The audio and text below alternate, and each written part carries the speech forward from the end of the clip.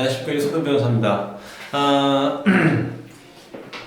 누군가가 그 전과가 있다라고 하는 거는 어떻게 알아볼 수 있냐면 범죄 경력 자료 조회 해보 또는 뭐 범죄 경력 조회 해보서 이런 명칭으로 범죄 경력 자료 조회 뭐 그런 명칭으로 된 서류를 떼보면 본인이 지금까지 이제 저지른 범죄와 그 처벌 수위가 처분이 다 기재가 되어서 한 사람이 전과관계를 다 확인할 수가 있습니다.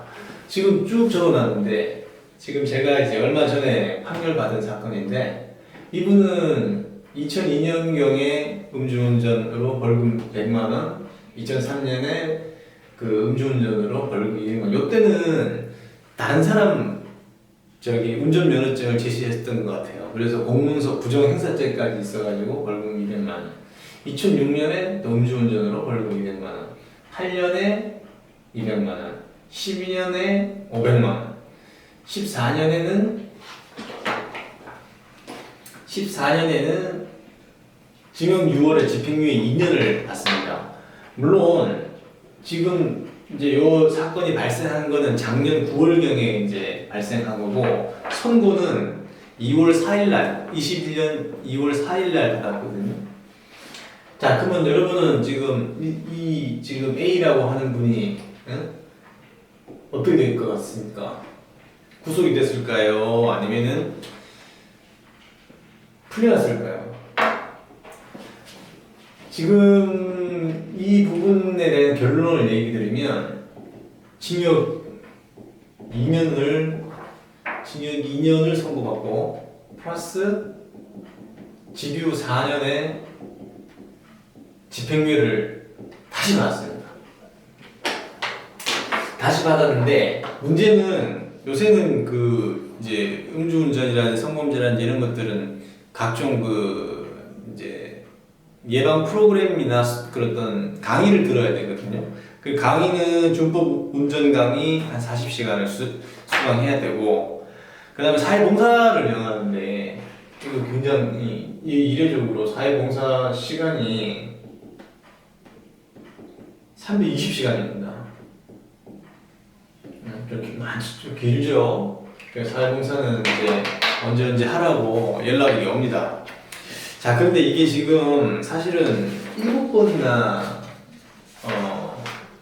지금 음주운전 또 가벼운 교통사고도 좀 있었었고 이랬는데 7번에 대해서 이거는 실형을 받을 가능성이 굉장히 높다라고 개인적으로 제 경험에 의해서 생각을 했었습니다. 근데 이제 그 양형 이유를 보면 이제 피고인이 이제 진심으로 반성하고 있고, 그리고 교통사고로 이제 경미한 물적 피해가 발생을 했는데 다 합의가 됐고, 그리고 동종 전력으로 음주운전으로 집행유예를 받은 건 벌써 6년 전이잖아요. 6년 전이고, 그리고 이제 여러 가지 정상관계에 따라서 실형을 선고하는 것은 가혹하다라고 판시해서 집행유예를 받습니다.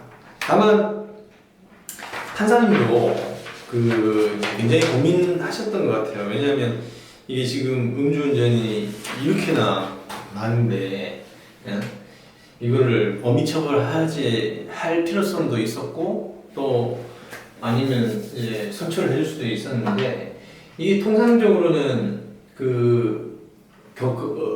음주운전에 대한 이지나 계산을 실무적으로는 형사 단계에서는 2006년 6월 30일 이후로 이제 합산하거든요.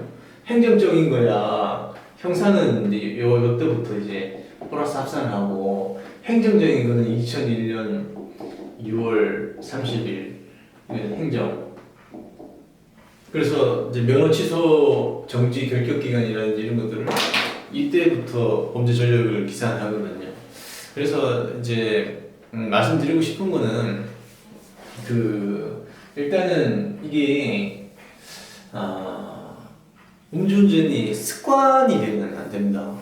제일 중요한 것은 습관적으로 이제 보면은 이분도 4년 간격 뭐 이렇게 2년, 6년 이렇게 해서 스스로도 많이 노력을 하셨던 것 같아요. 이제 음주운전하는 것으로. 근데 뭐 누가 뭐 안 하고 싶어서 안 하겠어 술이 좀 취하거나 그러면 이성이 작용을 안 하게 되고 집에 어떻게 왔는지 기억이 안 나지 않습니까? 저도 자주 그러는데 피를 끊겨서 뭐 그런 경우들이 많이 있습니다. 그래서 술을 적당히 드셔야 되고 다시 한번 이렇게 말씀드리지만 술자리 갈 때는 잘 두고 가시는 것이 범죄 예방의 차원에서 가장 효과적이지 않을까 싶습니다. 어쨌든 신형은 면에서 지금 여러 가지 단체 활동의 장로로서 활동도 이제 하시게 됐고 생계 유지를 또 하시게 됐는데 사회봉사 목령 320시간을 성공한 걸 보면 판사님이 근본에 한해서 선처해주되 좀